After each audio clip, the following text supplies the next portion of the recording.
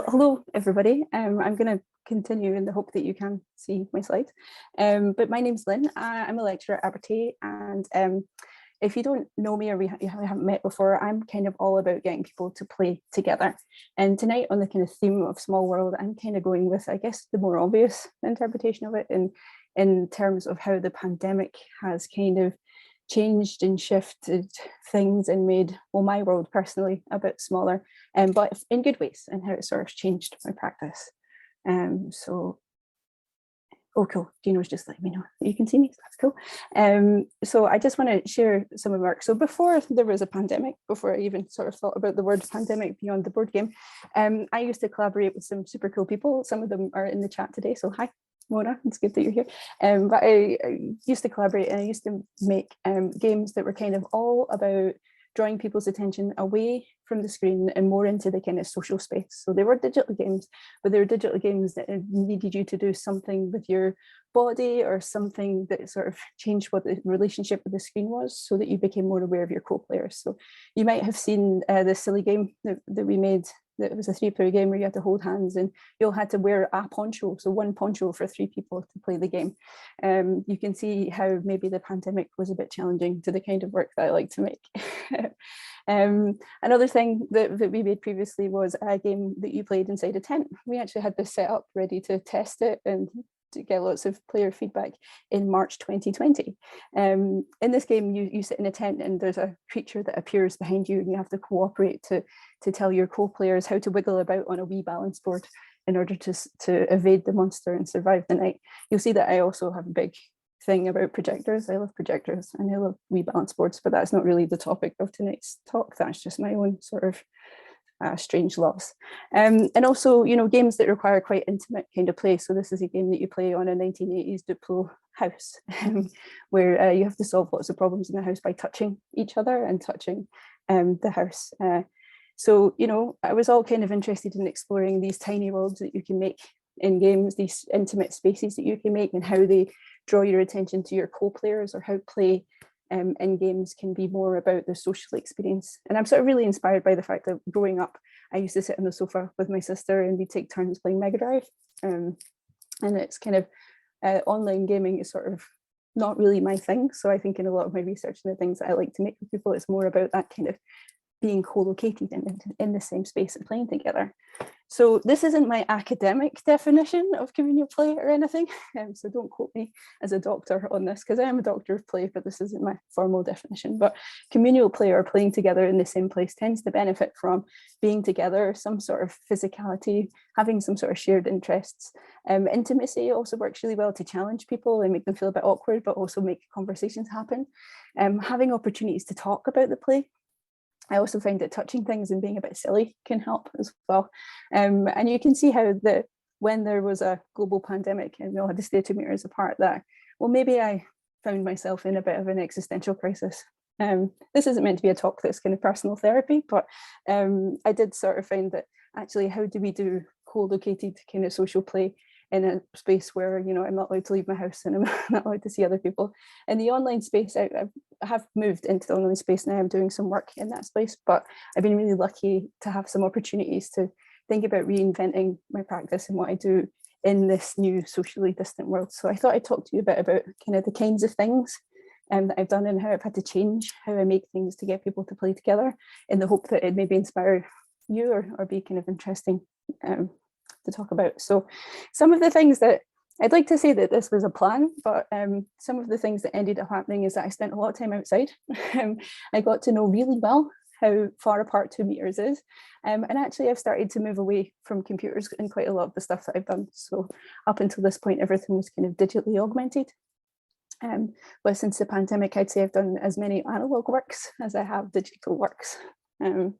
So Mona and I were really fortunate actually in that the V&A invited us to come up with a chalkscape that we installed outside the museum.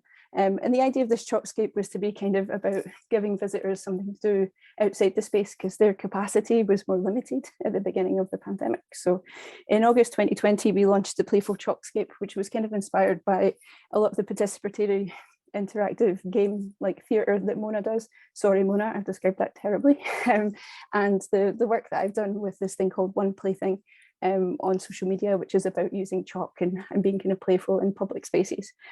So we made a sort of series of 6 kind of playful installations that were linked together in this sort of rainbow-like nature kind of theme, with these motifs that were meant to kind of encourage free play, but also with rule sets that had structured play. So you could just come along, look at it and enjoy it for what it was, or you could scan some QR codes, learn the rules and play the games. And what we were trying to do here was we were trying to get people to play together from a distance. So this is a game that we invented called Slow Dance. You'll see that it's all very physical and performative, much like some of the digital work that we've done together. And this was that you could have a duet, a dance with someone using this chessboard almost that we've made to step on. And you had to start, you had a point A that you started at, a point B that you finished at, and you had to get between the two.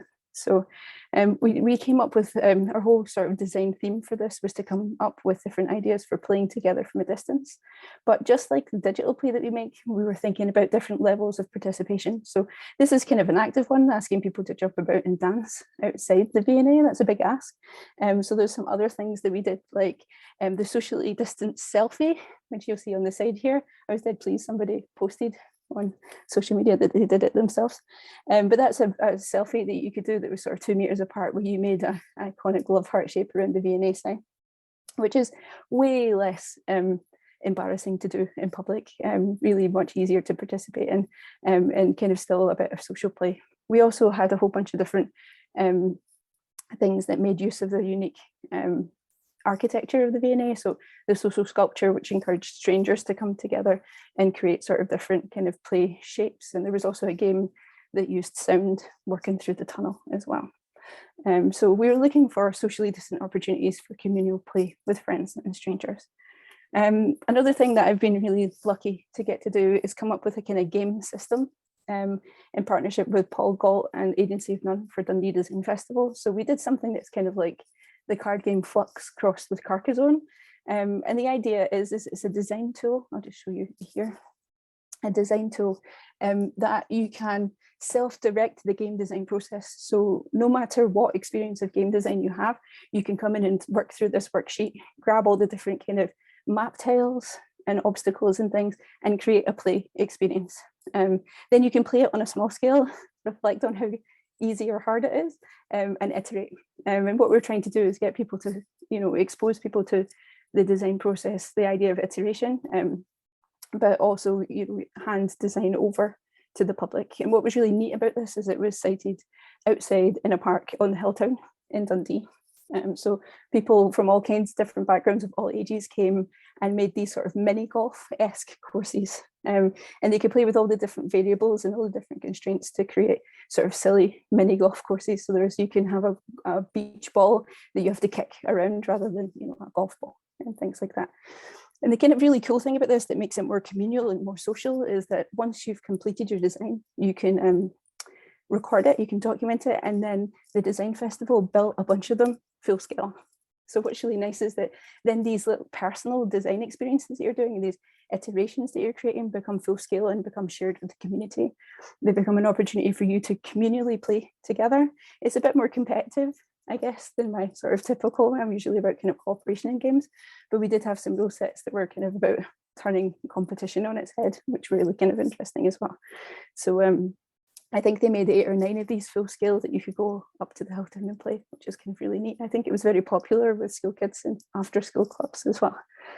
And then the last thing that I want to talk to you about, this is something kind of brand new.